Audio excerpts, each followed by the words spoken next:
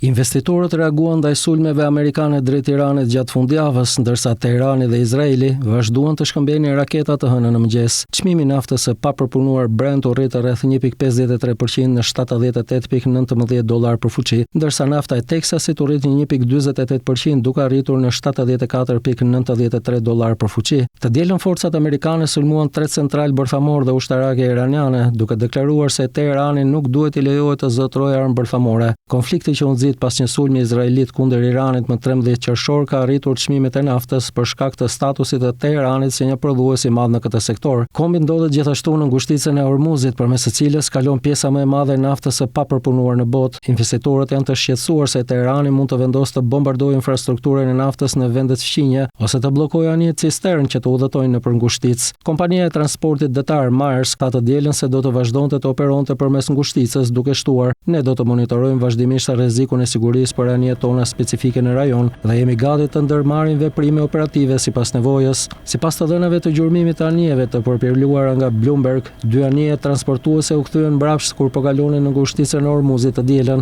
Situata tani varet nga fakti nëse Teherani vendos të zgjedhë agresionin apo një përgjigje më diplomatike ndaj sulmeve amerikane dhe izraelite. Irani mund të përpiqet të mbyllë rrugën ujore duke vendosur mina përgjatë ngushticës ose duke goditur dhe kapur anije. Megjithatë, kjo ka të ngjarë të përballet me një përgjigje të fuqishme nga marina amerikane, që do të thotë se rritja e çmimit të naftës mund të mos jetë e qëndrueshme. Disa analistë gjithashtu mendojnë se Irani nuk ka gjasë të mbyllë rrugën ujore, sepse vendi e përdor atë për të transportuar naftën e vet bruto kryesisht në Kinë, dhe nafta është një burim kryesor I të ardhurave për regjimin.